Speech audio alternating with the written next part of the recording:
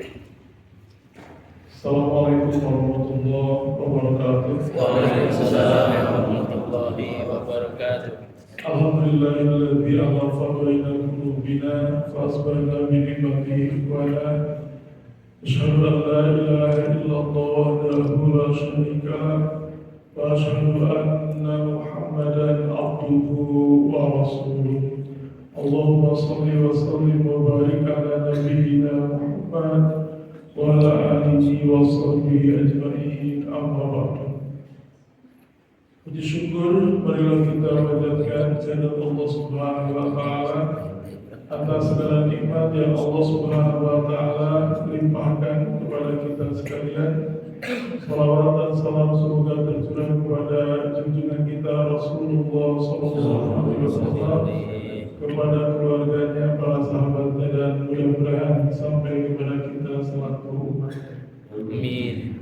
Hadirin ahli pengajian, para bapak dan ibu yang dimuliakan Allah, alhamdulillah bahagia sekali saya bisa hadir memenuhi undangan bapak dan ibu sekalian dan diminta untuk menyampaikan tentang hal-hal yang berkaitan dengan kurban. Tentu bukan karena ahlinya, di sini juga tentu sangat banyak para ulama yang paham, tetapi kita mengulang ya bareng-bareng hal-hal yang berkaitan dengan kurban. Nah, apa yang disebut dengan kurban? Nah, kurban itu hiyadabu hayawanin mahsusin biniyatul kurbati fi waqtin mahsusin. Jadi kurban itu adalah penyembelihan hewan tertentu. Jadi tidak semua hewan bisa dijadikan hewan kurban. Ya, di dalam Al-Quran hewan kurban itu adalah thamaniyata azwajin. Ada 8 hewan yang berpasang-pasangan. Ya, minali bilithnain, unta, begitu 2, kemudian minal bakarithnain, ya sapi 2, wa minal ma'jisnain, wa minal ba'anisnain, kambing 2 dan domba 2. Artinya kurban itu boleh dengan hewan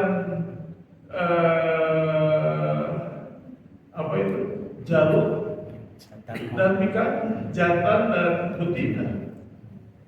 Begitu boleh ya boleh, karena Al-Quran juga membolehkan. Ya, jadi hayawan dimaksusin, jadi hewannya yang khusus. Ya, tidak bisa dengan jenis hewan yang lain. Begitu. Jadi unta, sapi, kambing dan domba. Begitu. Biniyatul qurbah.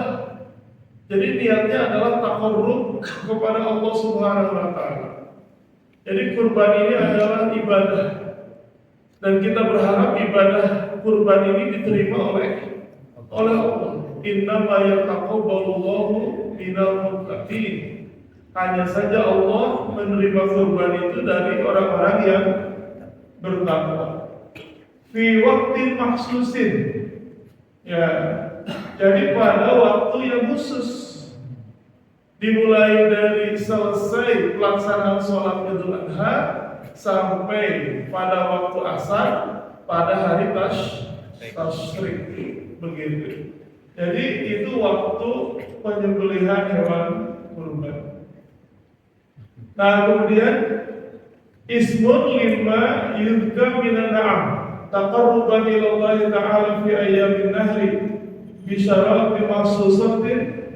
Ya, sebutan terhadap hewan ternak ya yang disembelih sebagai bentuk taqarrub kepada Allah Ta'ala pada hari-hari penyembelihan dengan syarat-syarat tertentu. Kalau kita dulu menyembelih hewan itu hayam itu lamun temuyung teu dipencit lebar. Nah, Sekarang kita tahu kenapa syarat-syarat hewan kurban itu begitu detail, karena ada penyakit-penyakit hewan yang bisa pindah kepada manusia. Jadi penyakit-penyakit hewan yang bisa pindah kepada manusia. Maka untuk dasar persyariatannya, yang pertama adalah surah Al-Kautsar.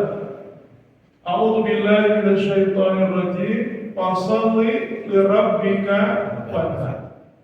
Jadi sebagai bentuk syukur ya, kita kepada Allah Subhanahu wa taala atas segala nikmat yang Allah Subhanahu wa taala berikan kepada kita, maka salah satu bentuk syukurnya adalah maka salatlah karena Tuhanmu, wanhar, dan sembelihlah, berkurbanlah. Begitu. Jadi nanti kita akan tahu perbedaan antara nahar dengan zabah. Jadi kalau nahar itu adalah menyembelih dengan cara berdiri. Jadi penyembelihan onta itu dengan nahar. Ya, nahar itu adalah disembelih dengan cara berdiri dan tempatnya adalah di leher bagian bawah. Kalau zabah, nah disembelih dalam keadaan dibaringkan dan lehernya bagian atas, begitu. Nah itu. Kemudian dalam surah Al-Hajj, Allah Subhanahu wa taala menyatakan, "Wal budda ja'alnaha lakum min sya'airillah." Dan unta-unta kurban itu kami jadikan bagi kalian ya, min sya'airillah, sebagai syiar-syiar Allah. Lakum biha khair, bagi kalian ya ada kebaikan. Fadhkuru ismallah 'alaiha shawab, maka sebutlah nama Allah ketika kalian menyembelihnya dalam keadaan berdiri. Faida wajabat junubuha faqulu minha, dan apabila sudah pasti begitu terbalik ya, maka faqulu minha, maka makanlah dari hewan kurban tadi. Watimul qani'a wal mu'tad, dan berikanlah makan al-qani'a kepada orang yang kaya ya, orang yang qanaah, orang yang tidak butuh, wal mu'tad, dan yang minta-minta, begitu. Kadzalika sakharna lakum la'allakum tashkurun, begitulah kami sakharna lakum, menundukkan unta kurban itu bagi kalian, la'allakum tashkurun, agar kalian bersyukur.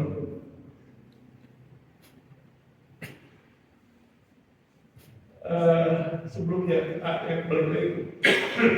Nah, jadi yang pertama ya, kurban ini adalah sya'airillah. Jadi syiar. Artinya walaupun hewan kurban, penyembelihan hewan kurban itu berbeda dengan zakat.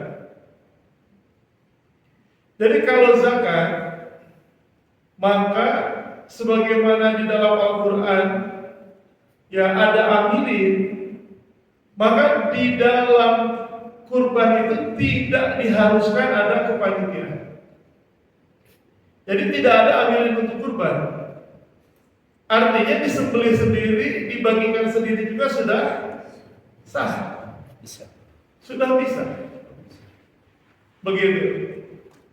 Jadi berbeda dengan zakat. Ya, kalau zakat itu tidak bisa dibagikan sendiri. Jadi zakat itu mau tidak mau harus diserahkan kepada amilin.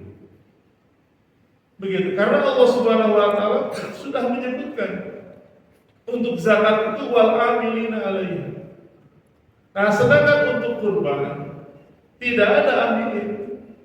Oleh karena itu, karena tidak ada amilin, maka tidak ada yang namanya nanti upah-upah untuk panitia kurban itu. Tidak ada bagian khusus untuk panitia kurban itu. Nah, tetapi kalau kita melihat ayat ini, bahwa kurban ini adalah syiar, jadi syiarnya harus terlihat. Begitu. Jadi hewan kurban itu dijajarkan, ya kan? Anak-anak lari-lari penuh keceriaan, ya jangan dilarang. Begitu. Apalagi kalau kemudian nanti bab tentang bagaimana Rasulullah SAW memerintahkan kepada Ali bin Abi Thalib untuk mengurus hewan kurbannya, artinya begitu. Dengan adanya kepanitiaan, insya Allah dari aspek syiar akan lebih terlihat. Begitu. Jadi dari aspek syiarnya itu akan lebih terlihat. Bandingkan dengan kita potong sendiri di halaman rumah, begitu tetangga juga yang mau lihat, mau bantuin juga ragu-ragu, apalagi kalau tidak ditendang. Tapi kalau yang mengadakan, yang ada panitianya, ada ininya, dan orang tahu bahwa ini adalah kurban, maka tidak perlu diundang orang pada datang. Begitu. Jadi aspek syiar ini yang harus kita perhatikan. Begitu. Kemudian di dalam kurban ini, ya, yang berkurban boleh makan. Jadi ayatnya fakulu minha, ya, silahkan makan, ya, minha dari hewan kurban itu. Jadi makanlah dari hewan kurban itu. Nah, kemudian para bapak dan ibu yang menjadi panitia kurban, jadi kalaulah misalkan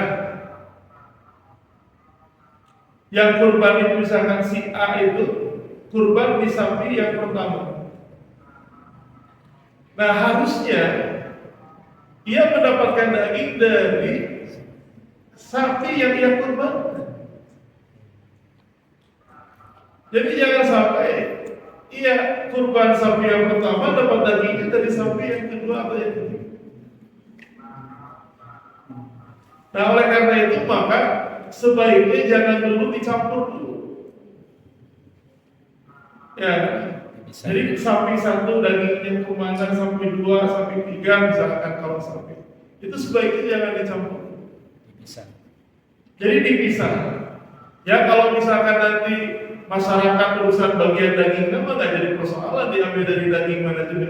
Tapi kalau yang kurbannya diupayakan makan dari daging yang hewan yang ia kurban di dalam. Nah ini kira-kira dari pengelolaannya bagaimana? Ini harus mulai dipikirkan. Jadi kalau yang kami coba praktekkan, ya alhamdulillah tidak jadi persoalan. Begitu. Jadi kalaupun misalkan nanti ada bagian dari, jadi daging itu dipisah dulu, dan yang diprioritaskan adalah bagian untuk yang kurban. Jadi daging itu digabung setelah bagian untuk yang kurban selesai. Jadi setelah bagian untuk yang kurban selesai, baru daging itu digabung untuk dibagikan kepada warga. Begitu. Karena nanti ada domir-domir yang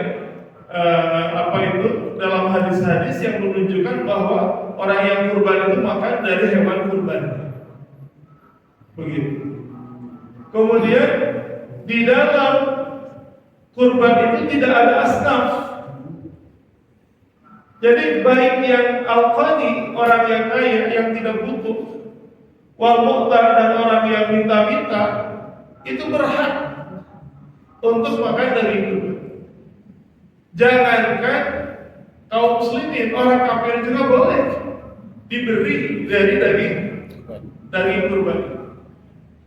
Jadi di dalam kurban itu tidak ada asnaf. Siapapun boleh untuk makan.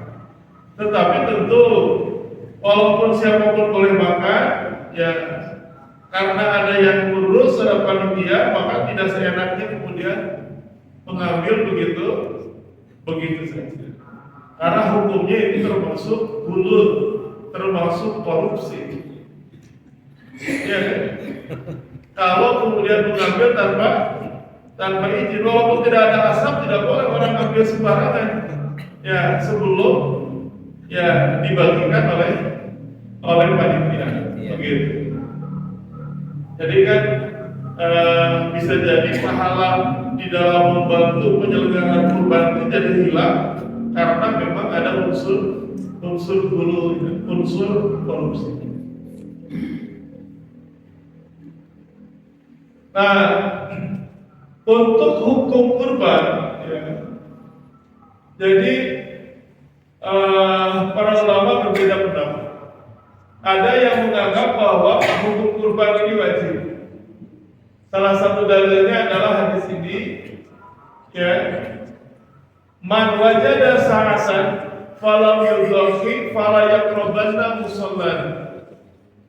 Jadi siapa yang memiliki keleluasaan falam yudhafi, tetapi ia tidak kurban, fala yaqrabanna musallana, maka janganlah ia dekat-dekat dengan tempat sholat kami. Artinya, ya, tidak ada sesuatu yang terdapat di dalamnya ada ancaman kecuali bahwa perbuatan tadi menunjukkan wajib. Sehingga ada yang berpendapat bahwa hukum kurban ini adalah wajib. Para yang kurban musallana, jangan mendekati tempat sholat.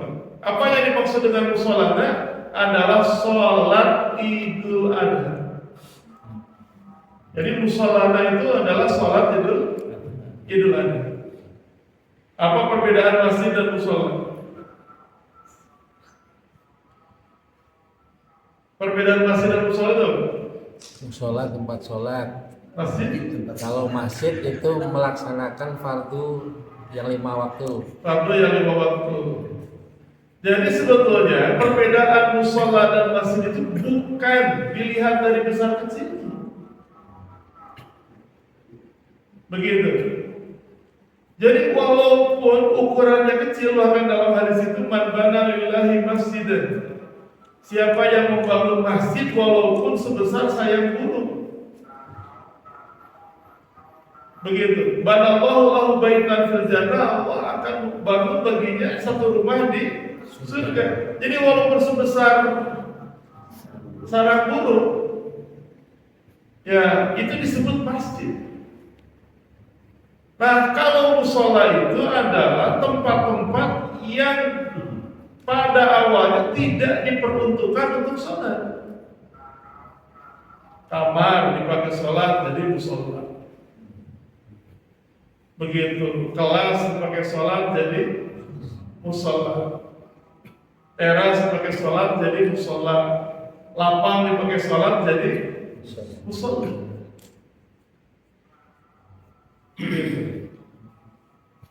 Jadi kalau memang ada tempat imamnya, ada ininya, tapi namanya mushola, itu sebetulnya bukan mushola. Itu adalah masjid. Dan kita boleh sholat tahiyatul masjid di sana, walaupun tulisannya mushola. Begitu. Jadi kalau mushola itu memang tempat yang tidak diperuntukkan untuk sholat, tetapi karena kepentingan tertentu dijadikan tempat sholat. Jadi kalau di zaman Rasulullah SAW, sholat Id itu dilakukan di lapang. Kenapa di lapang? Karena Masjid Nabawi masih kecil. Ukurannya kan masjid zaman Rasulullah itu 14 kali 14. Masih kecil. Sedangkan umat Islam banyak, sehingga sholat itu di lapang. Begitu. Yang sekarang posisinya dekat dengan Masjid Abu Bakar, Masjid Gomama. Itulah mushola yang dijadikan tempat sholat pada zaman Rasulullah SAW. Sekarang Masjid Nabawi ini sudah sangat luas, sehingga sholat Idnya dilakukan di dalam masjid. Begitu. Jadi itu bedanya antara masjid dan mushola. Jadi yang dimaksud dengan musholana itu artinya buat apa sholat Idul Adha di mushola kalau mampu untuk kurban tapi tidak kurban. Itu. Nah, kemudian yang berikutnya ada juga yang berpendapat bahwa kurban itu adalah sunnah muakkadah.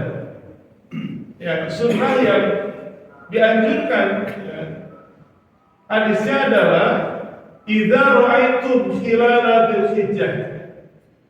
Apabila kalian melihat hilal bulan Zulhijjah, wa arada ahadukum ayyudhiya, dan di antara kalian bermaksud untuk berkurban, falyumsik an sya'rihi wal farihi, hendaklah ia menahan untuk tidak memotong rambut dan kukunya.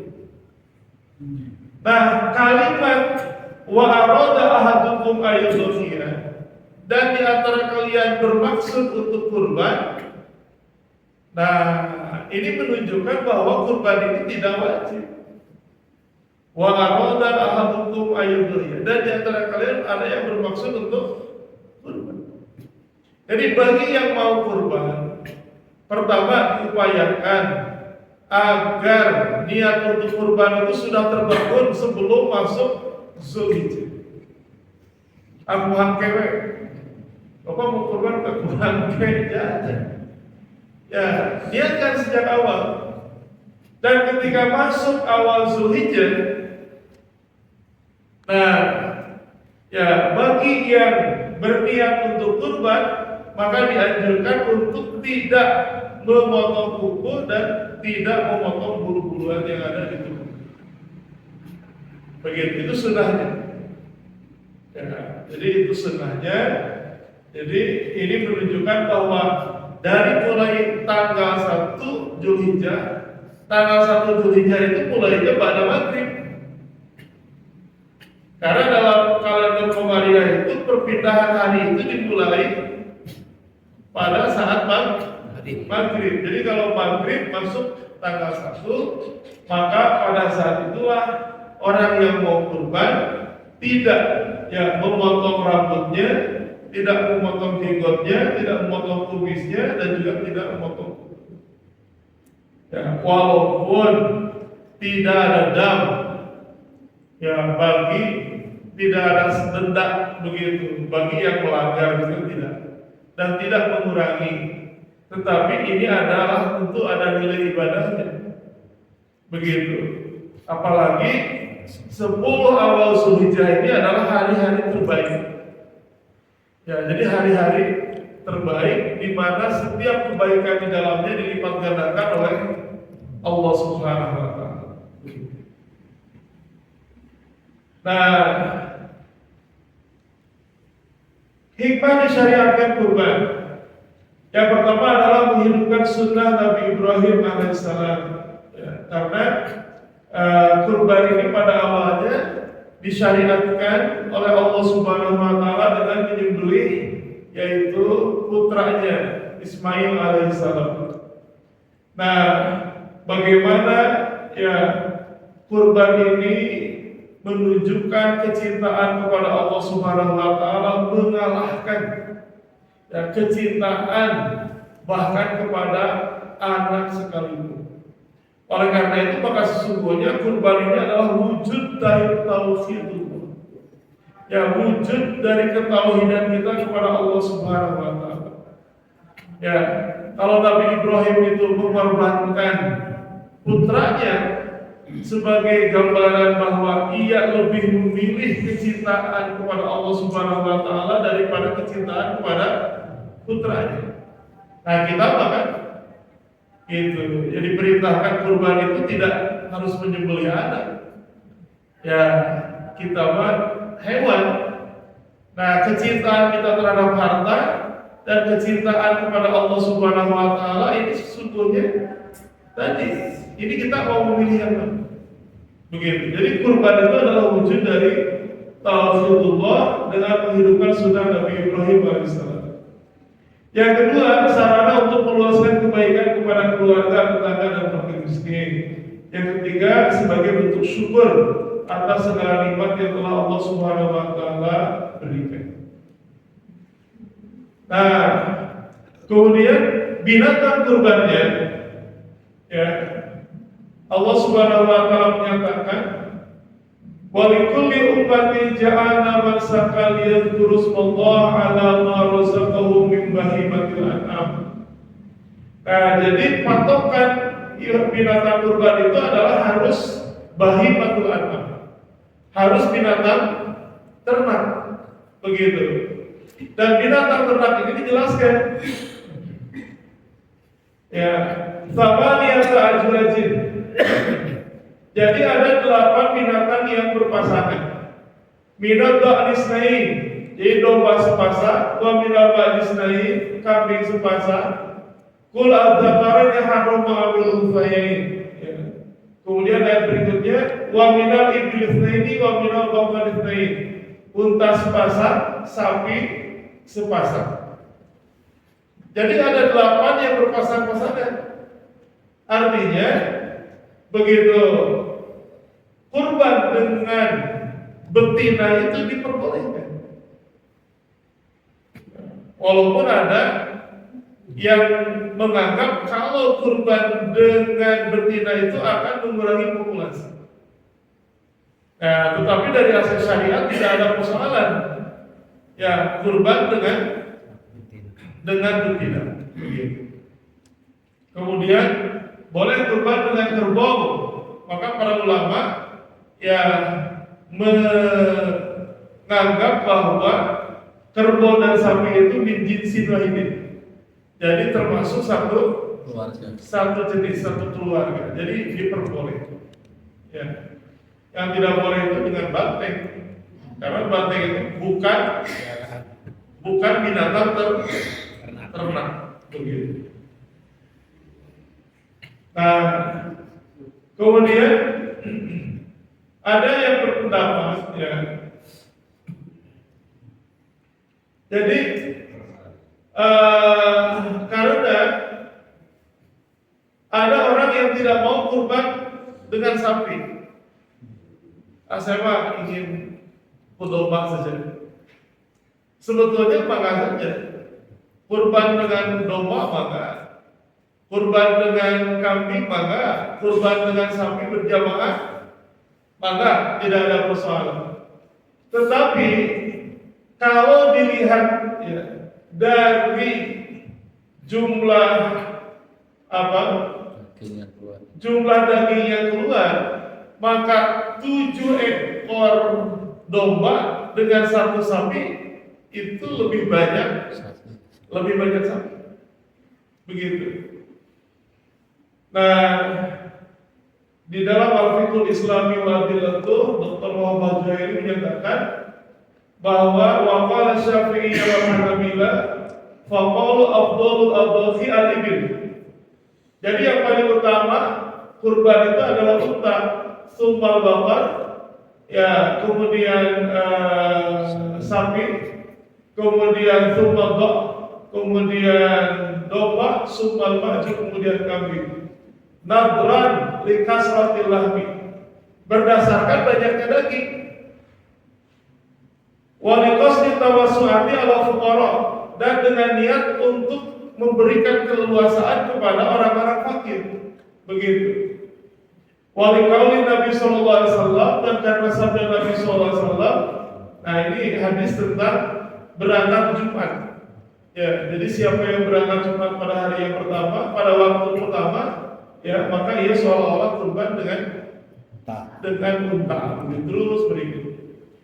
Nah, jadi kalau melihat dari aspek banyaknya daging dan banyaknya begitu manfaat yang diterima oleh orang-orang fakir, maka sesungguhnya ya paling utama adalah unta, kemudian sapi. Tapi kalau kemudian bapak ibu mau kurban dengan kambing juga, ya sebetulnya makasih.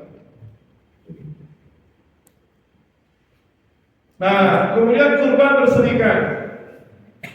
Untuk kurban berserikat, ya, dalil syariatnya ada. Nah, harta Rasulullah SAW bil Hudaybiyah. Kami berkurban, ya, kami menyembelih bersama Rasulullah SAW di Hudaybiyah al-badan atau an-sabatin wa baqaratan an-sabatin. Jadi unta 7 orang, Ya, kemudian sapi juga 7 orang. Jadi jangan kemudian ada kekhawatiran para bapak dan ibu karena ada hadis abid mudhuhayakum fa innaha ala sirati maqayakum. Ya, muliakanlah hewan kurban kalian karena nanti di sirat akan menjadi tunggangan kalian. Itu kalau saya baca hadisnya juga lemah ini. Ya, jadi saya mah nggak mau kurban sapi deh. Kenapa? Nanti naik kuntanya kebanyakan, naik sapinya kebanyakan. Insya Allah, ya tidak begitu. Pemahamannya tidak begitu. Kenapa? Karena kurban berserikat juga itu disyariatkan, dicontohkan. Begitu ada landasan syar'inya, begitu. Dan tidak akan mengurangi keutamaan. Insya Allah. Nah, kemudian para bapak dan ibu, atau bin Yasar pernah bertanya kepada Abu Ayyub Al-Ansari, kaifa kana bidhaya ala ahdi Rasulullah SAW? Bagaimana keadaan pelaksanaan kurban pada zaman Rasulullah SAW? Faqala kana ar-rajulu yudahi bisyati anhu wa an ahli baitihi. Jadi seseorang itu berkurban dengan domba, ya, itu atas nama dirinya dan atas nama ahli baitnya, keluarganya. Fayaquluna, mereka makan, wa yutimuna, dan mereka memberi makan orang lain, hatta tabahan nasu, sehingga orang-orang sekarang berbangga-bangga dengan kurban. Fasarat kama taro, dan jadilah seperti yang kau lihat. Jadi para bapak dan ibu, ya, hadis ini menerangkan tentang pahala kurban. Jadi pahala kurban itu ternyata bisa untuk satu keluarga. Ya, jadi pahala kurban itu, tetapi atas namanya satu saja. Jadi atas namanya satu saja, tetapi pahalanya bagi satu keluarga. Bahkan Rasulullah SAW juga, ya, ketika beliau menyembelih hewan kurbannya, Allahumma taqabbal hadhihi min Muhammadin wa min ali Muhammadin. Ya Allah, terimalah ini dari Muhammad dan dari keluarga Muhammad dan umat Muhammad yang tidak berkurban. Nah, jadi kalau melihat hadis ini, pertama sesungguhnya kalau kurban diputar-putar juga ya tidak harus. Kurban sekarang bapaknya, besok istrinya, ibunya, tahun depan anaknya, sebetulnya nggak usah. Kenapa? Karena sudah saja dari kepala keluarga. Kecuali kalau anaknya sudah mampu untuk berkurban, silakan. Atau misalkan bapaknya nih, bapak berkurban untuk 3 orang, bapak, anak, silakan. Tapi kalau kemudian kurbannya satu, sebetulnya tidak harus kemudian digilir. Karena dari sisi pahala, insya Allah semuanya juga akan kebagi. Ya, jadi tidak harus kemudian digilir gantian. Kadang-kadang kalau begitu, dasarnya terus kurban, jadi kamu kurban lagi. Karena semua sudah kurban, akhirnya udah ada semuanya juga udah selesai kurbannya. Nanti kalau banyak yang kurban, nggak itu dah. Nah, ada yang memahaminya begitu. Jadi bukan begitu pahalanya untuk seluruh anggota keluarga. Apakah kurban setiap tahun itu boleh? Boleh. Kenapa? Karena man wajada sa'atan. Siapa yang memiliki keluasaan. Jadi kalau setiap tahun diberikan keluasaan oleh Allah Subhanahu wa taala, silakan berkurban. Begitu. Jadi tidak ada tidak terlarang, kan sudah semuanya, karena sudah selesai kurbannya, tidak begitu. Pemahamannya tidak begitu. Jadi ini dari aspek pahala. Jadi dari aspek pahala ini kalau melihat hadis, ya, jadi seseorang berkurban untuk dirinya dan untuk keluarga. Nah, termasuk karena kurban ini, ya, ada juga kurban yang urunan kurban boleh saja, cuma harus jelas itu bahwa kurban itu tidak boleh atas nama jamaah. Misalkan ini atas nama kelas 3, atas nama kelas 4, itu bukan kurban. Ya, jadi kalau kurban tidak seperti itu, tetap saja harus satu orang. Nah, apakah kemudian bagaimana? Atau kalau misalkan di dalam satu keluarga, maka jelas ini mama nggak punya uang nih kalau untuk ini, sok bantu anak-anak nyumbang. Jadi sebetulnya anak-anak itu memberikan hadiah kepada ibunya dan ibunya kemudian berkurban atas nama ibunya, boleh kalau begitu. Ya, kalau atas nama silakan. Tapi pahalanya untuk satu keluarga. Nah, kemudian sifat hewan kurban.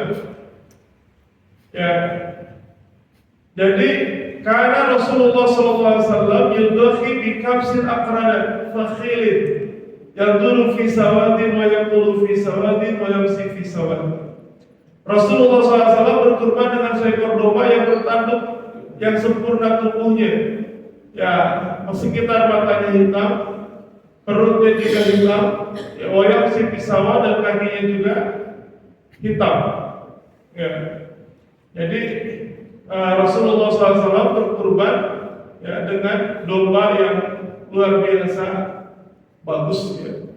Jadi bertanduk, kemudian tubuhnya juga bagus. Jadi para bapak dan ibu, kalau kita melihat kisah tentang dua putra anak Adam, waslu alaih nababnai Adam bil haqqi qarraba qurbanan. Jadi bacakanlah kepada mereka tentang kisah dua anak Adam ketika berkurban. Fatuqbila min ahadihima wa lam yataqabbal min al-akhar. Jadi diterima kurban salah satunya dan tidak diterima dari yang lain.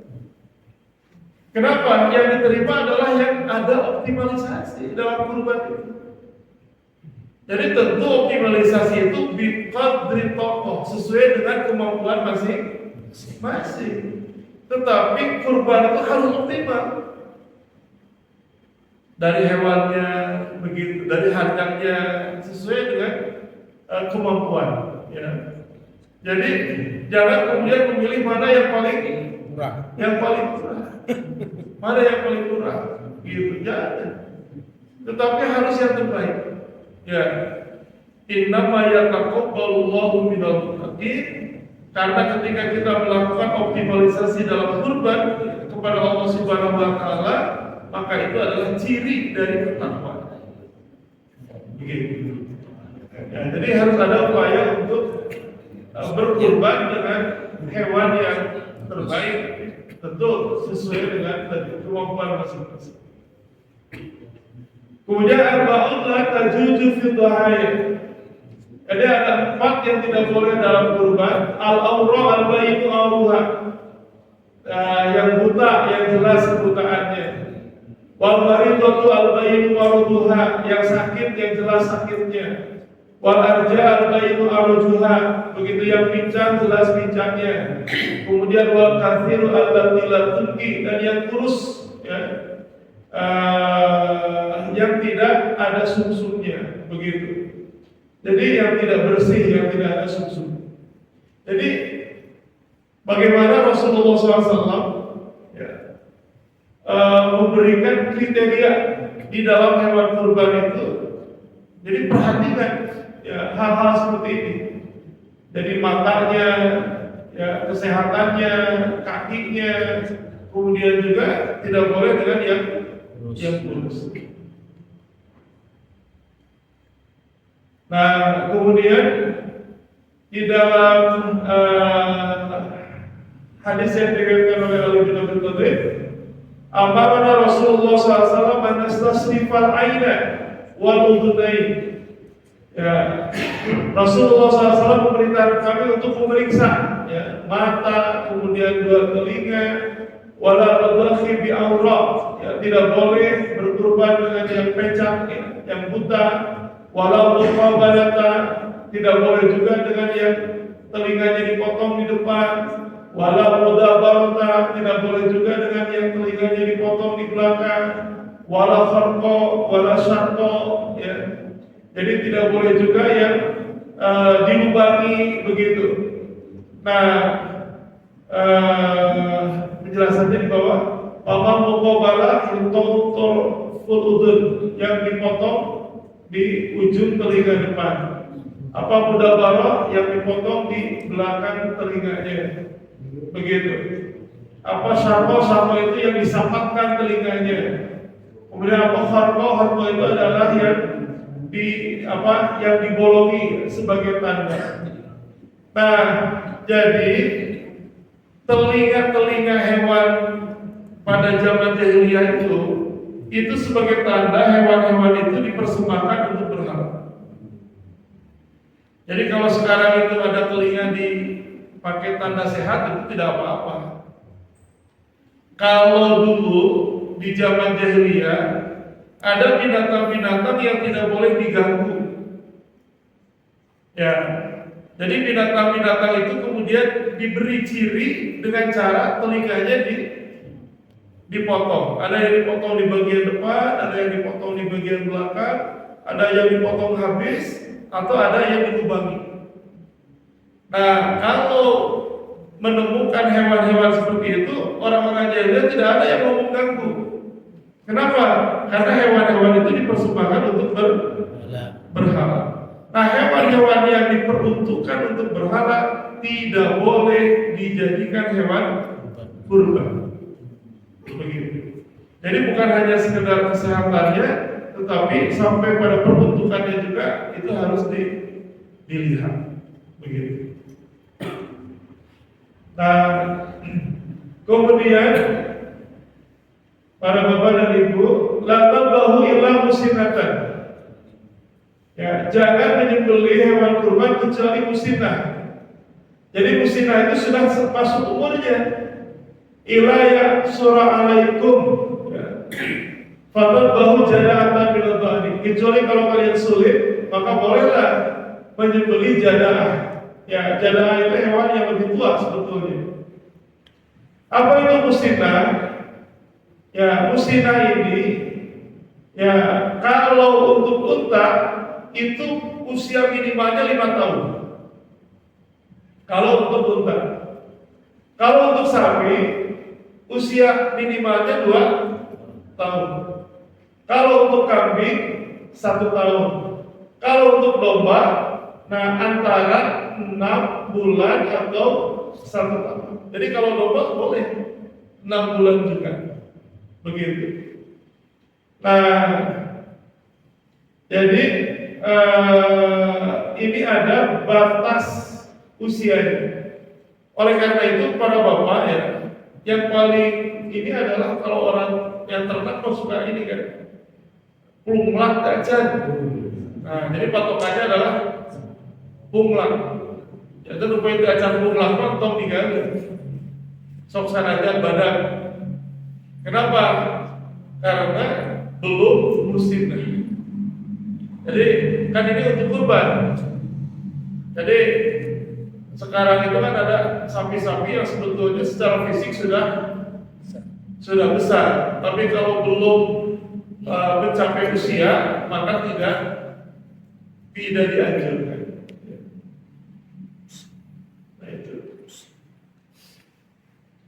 Nah, kemudian untuk kepanitiaan kurban. An Ali qala amarani Rasulullah SAW an aquma ala budnihi. Rasulullah SAW telah memerintahkan aku untuk mengurus hewan-hewan kurbannya. Wa atasaddaqu bilahmiha, dan untuk mensedekahkan dagingnya. Wa juludiha, ya, kulitnya. Wa ajillatiha, begitu, dan ajilahnya, Ya, jadi ajilah itu adalah apa? Pelana atau apa yang ada di atas punggung hewan, punggung unta. Wala utiya jazaa minha, dan aku dilarang untuk memberikan ya upah ya dari hewan kurban tadi. Ya. Qala nahnu nu'tihi min indina. Jadi kalau upah itu kami berikan dari sisi kami. Jadi kalau kita melihat di sini, jadi semua ya bisa dibagikan ya, dari hewan kurban itu semuanya dibagikan. Apakah itu kepalanya, apakah itu kakinya, apakah itu kulitnya. Jadi dibagikan, silakan. Begitu. Jadi tidak ada yang dijual oleh yang kurban dan panitia. Bahkan Rasulullah SAW menyatakan, "Man ba'aja ada udhiyatihi fala udhiyatalah." Siapa yang menjual kulit kurbannya, fala udhiyatalah, maka tidak ada pahala kurban. Jadi pahala kurbannya hilang kalau menjual kulit kurban. Nah, jadi bagaimana kulit kurban itu? Kalau pengalaman saya itu, para bapak dan ibu, kulit kurban itu saya serahkan. Ya. Kita misalkan sebagai panitia serahkan saja kepada beberapa orang. Nah, oleh orang yang menerima kulit kurban tadi, silakan. Ya, mau dipasang mangga, mau dihadiahkan mangga, mau dijual juga mangga, kalau sudah diserahkan oleh yang kurban atau oleh panitia kurban. Ya, jadi silakan serahkan saja kepada pihak lain. Ya, kalau sudah oleh pihak yang lain, itu silakan, mau dijual silakan. Nah, jadi bolehkah kurban itu diserahkan kepada misalkan masjid untuk dibelikan karpet? Tidak boleh. Begitu, kecuali orang yang menerima kulit kurban itu menjual kulit tadi dan hasil penjualannya ia serahkan untuk masjid, boleh. Karena statusnya sudah berbeda. Begitu. Jadi Rasulullah SAW beliau haram menerima zakat. Suatu saat beliau memberikan zakat kepada Barirah. Oleh Barirah, apa yang ia terima sebagai zakat kemudian dihadiahkan kepada Rasulullah SAW. Maka Rasulullah SAW menerima hadiah tadi. Dan beliau bersabda, ini adalah bagiku adalah zakat, tetapi ini bagi Barirah adalah zakat, tetapi Barirah kepada aku statusnya menjadi hadiah. Begitu. Jadi bab kulit ini harus hati-hati. Kenapa? Karena kita tadi berharap bahwa ibadah kurban kita tadi mulus, begitu, diterima oleh Allah Subhanahu Wa Taala. Jadi kita itu jangan sampai harga kulit nggak seberapa, tapi pahala kurban kita jadi hangus. Udahlah, jangan diingat-ingat bab kulit, kasihkan saja. Begitu. Kalaupun misalkan ya ada guru-guru begitu yang ngajar di masjid segala macam, ini buat guru-guru aja semuanya.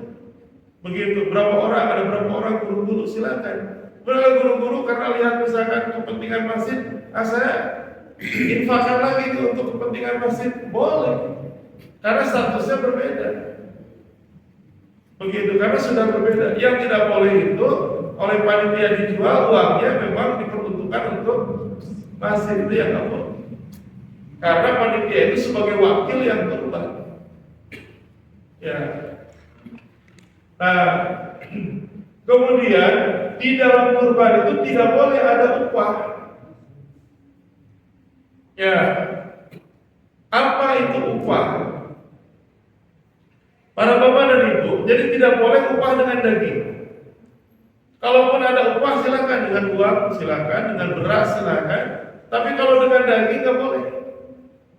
Saya potong, saya sembelih hewan ini, tapi hulu lejak saya, nggak boleh. Kalau begitu, ya saya bantu nyisit, tapi saya minta kakinya, nggak boleh. Begitu. Jadi apa yang disebut upah? Upah itu adalah sesuatu yang diakadkan. Sesuatu yang diakadkan. Ya. Ketika kita menyuruh seseorang untuk bekerja, kita sudah tahu upah yang menjadi kewajiban kita untuk dibayarkan belum. Kita suruh orang untuk misalkan renovasi rumah. Sudah ada kesepakatan sebelum bekerja belum? Harus Sudah ada nominonya. Jadi sebelum bekerja kita sudah paham kewajiban kita apa, dan orang yang kerja itu sudah tahu apa haknya yang akan dia terima. Itu upah. Begitu. Jadi kalau sesuatu yang diakadkan, nah itu sesuatu yang bisa jadi upah maksudnya. Berbeda kasusnya kalau setelah kepanitiaan selesai, setelah penyelenggaraan, kemudian misalkan yang bantu segala macam itu oleh panitia diberi 3 kantong, 4 kantong, itu upah bukan? Bukan. Karena memang tidak ada akad sebelumnya. Yang tidak boleh itu adalah kalau ada akad. Saya contoh kasih ilustrasi begini kok, kalau Bapak begini. Kullu qardin jara manfaatan bahwa riba. Setiap pinjaman yang mendatangkan manfaat, maka itu adalah riba. Saya kasih 1 juta, tapi nanti kalau balik lagi, ya tambah. Jadi 1.100.000 itu riba. Nah, berbeda ketika misalkan kita meminjamkan uang, ketika orang mengembalikan, kemudian orang itu memberikan kepada kita tanpa ada perjanjian sebelumnya. Itu boleh tidak kita terima? Boleh. Itu boleh. Nah, begitu juga cara kita memahami kalau kemudian panitia kurban itu mendapatkan daging, kenapa lebih banyak daripada jatah warga? Ya tidak jadi persoalan. Begitu. Warga yang di ring 1 dekat dengan lokasi kurban biasanya juga mendapatkan lebih banyak bagian daripada warga yang jauh, tidak ada persoalan. Apalagi ini orang yang bantu-bantu. Ya, itu upah bukan, karena upah itu harus diakadkan sebelumnya. Begitu.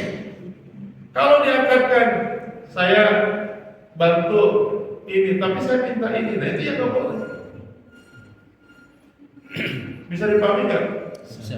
Nah, tapi kalau kemudian kita atas dasar ini kepanitiaan itu yang bantu-bantu ini dapat bagian sekian, sebetulnya itu tidak termasuk hukum. Apalagi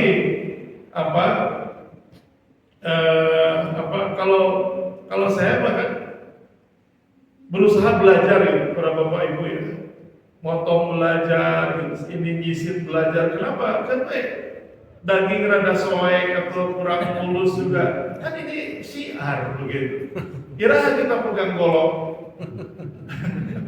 Kira kita dengan tetangga bisa bareng-bareng. Ya, jadi kalau kemudian oleh yang profesional aja semuanya supaya syiarnya nggak kelihatan betul.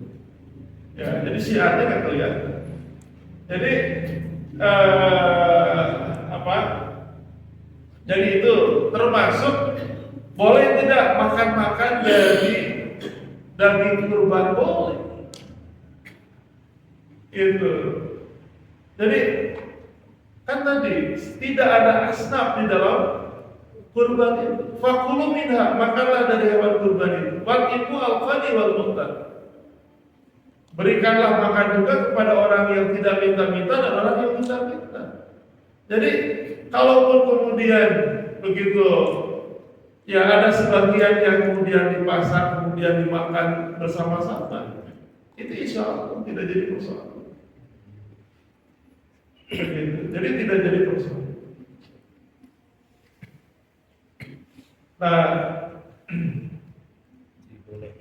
Nah ini, jadi man ba'a jada udhiyatihi fala udhiyatahu.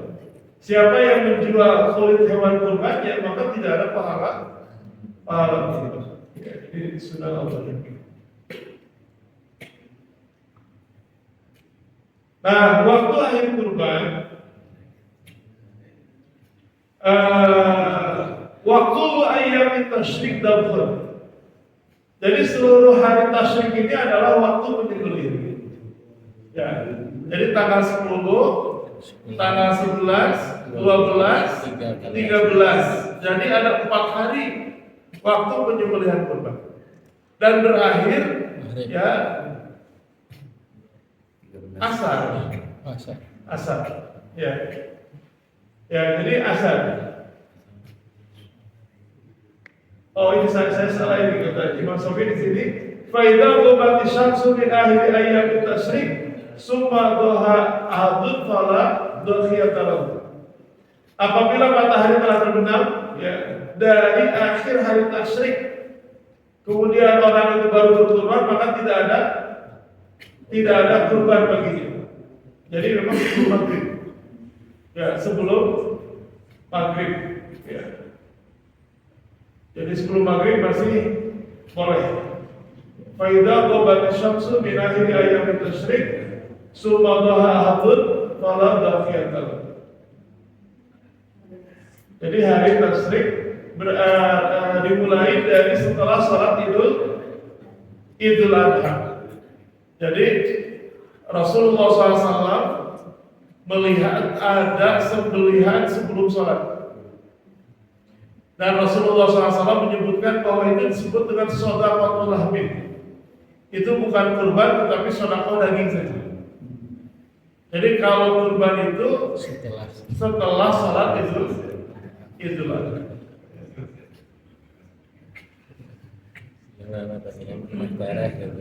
Dan memang para bapak dan ibu idealnya memang penyembelihan kurban itu di tempat sholat. Ya, di tempat sholat ini dilaksanakan kalau memang tidak mau. Ya, tapi kalau kemudian ada tempat-tempat yang lebih baik, sebetulnya tidak jadi masalah. Nah, kemudian para bapak dan ibu untuk didistribusi daging kurban ya, sebetulnya tidak ada patokan. Ya. Jadi tidak ada patokan baku bahwa harus sekian itu. Lebih pada kemaslahatan saja.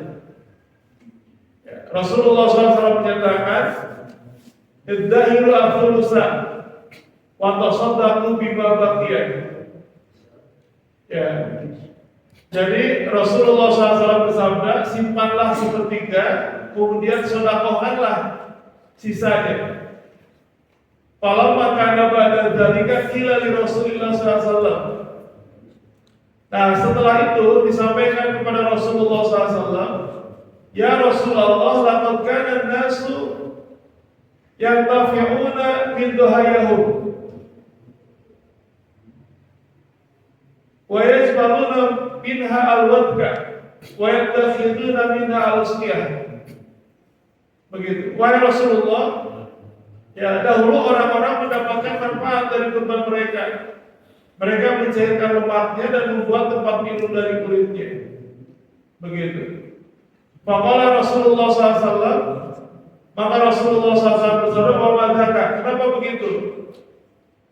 Kalau mereka menjawab, ya Rasulullah, nahaita an imsakil bidhaya ba'da salatin. Engkau kan melarang, ya, makan. Engkau melarang untuk menahan daging kurban lebih dari 3 hari. Faqala Rasulullah SAW, innama nahaitukum min ajli dafah allati dafat alaikum. Aku melarang kalian karena adanya kesulitan yang menimpa kalian. Faqulu wa tasaddaqu wa dahiru.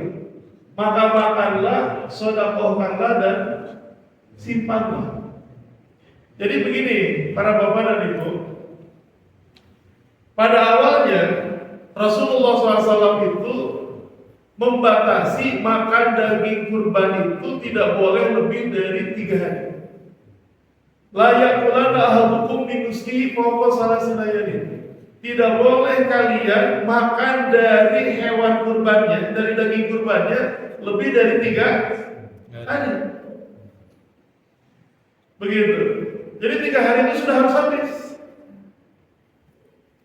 Nah, tentu ini sangat berat, apalagi ya ada orang-orang yang memanfaatkan lemaknya untuk penerangan, kulitnya untuk tempat wadah air, itu kan bisa jadi lebih dari 3 hari. Nah, kemudian Rasulullah SAW menyampaikan, dulu aku melarang lebih dari 3 hari itu karena yang kurban sedikit. Karena kurban sekarang sudah banyak, maka silakan fakulu, makanlah oleh kalian. Wa tasaddaqu, sedekahkanlah. Wa dahiru, dan simpanlah. Berarti bagi yang kurban berapa bagian? 3. 2/3 kan? Makanlah, sedekahkanlah, simpanlah. Artinya apa? Sebetulnya para bapak dan ibu, untuk distribusi hewan kurban itu ya kemaslahatan saja. Kalau misalkan jumlah yang kurbannya banyak, ya silakan. Ya pembagiannya juga ya semakin banyak. Tapi kalau yang kurbannya sedikit, jangan kemudian menjadikan sepertiga itu jadi patokan. Pokoknya kalau kurban seperti lu tidak harus begitu juga. Begitu. Jadi tidak harus begitu. Tapi bahwa yang kurban berhak makan dan berhak untuk mendapatkan daging kurban, silakan. Nah, oleh karena itu ya selesaikan dulu lah dengan yang kurban itu. Kalau ada yang kurban, saya minta cokornya, saya minta ininya, saya minta, harusnya itu dijelaskan saja. Tidak ada yang disembunyikan. Kalau saya umumkan saja, ini yang kurban 7 orang. Ya, sok yang mau cokor siapa, yang mau buntut siapa, yang mau ini siapa. Kalau yang nggak dapat apa, mau apa? Selain bagian yang mereka terima. Ya, supaya puas, gitu. Kan kalau puas kurban lagi tahun depannya. Begitu. Jadi jangan dilarang-larang. Silakan saja, asal jangan banyak mintanya. Oyong-oyong. Kepala, cokor, buntut, habis hati. Ya silakan aja. Mereka punya hak begitu. Jadi silakan. Kemudian ini para bapak dan ibu ya. Yang pertama, sebaiknya pemilik kurban menyembelih hewan kurbannya jika mampu. Ya, apalagi kalau domba, ya, kambing silakan. Apabila pemilik kurban tidak bisa menyembelih sendiri, maka sebaiknya dia ikut datang menyaksikan penyembelihan. Kemudian yang ketiga, hendaknya memakai alat yang tajam untuk menyembelih. Ini teknisnya. Kemudian leher hewan diinjak dengan kaki kanan penyembelih sebagaimana yang dilakukan Nabi Sallallahu Alaihi Wasallam. Kemudian pisau ditekan kuat-kuat supaya cepat putus.